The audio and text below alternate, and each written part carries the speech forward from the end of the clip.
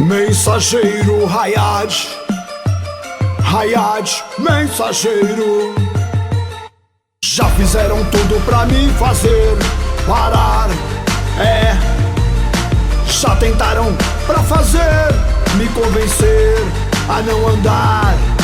Tentaram me jogar num calabouço na tentativa de apagar os meus sonhos.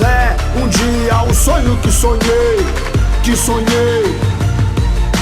Mas o sonho de um crente não pode morrer, mesmo que seja incompreendido pelos meus próprios irmãos. Eu tô ligado qual que é, sangue bom pode aí vir falar.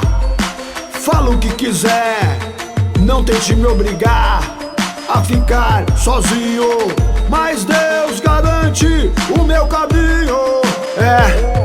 O meu caminho, Deus que garante.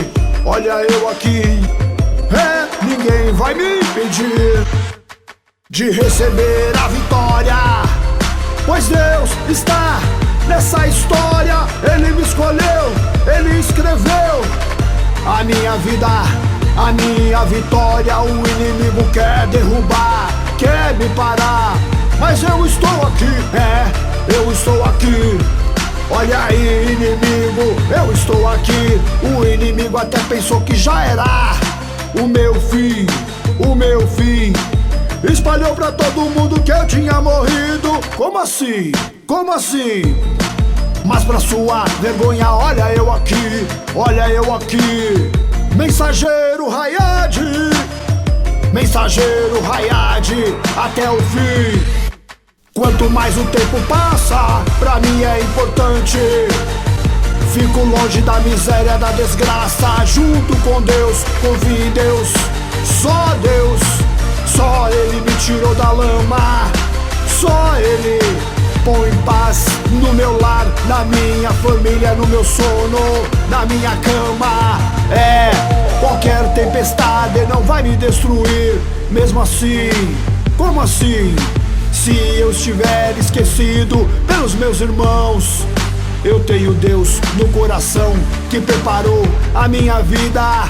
Estou junto com Deus até o fim, com Jeová, planejando a minha vitória. Mensageiro Hayad, olha aí, cheguei. Olha aí, aqui estou eu. Mensageiro Hayad, fechadão com Deus, fechadão com Deus até o fim.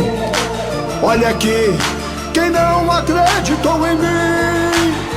Mensageiro Hayad, mensageiro, mensageiro Hayad, até o fim com Jesus, Jeová, glórias, aleluias. Mensageiro Hayad, até o fim, mensageiro Hayad, até o fim, com Jesus, até o fim.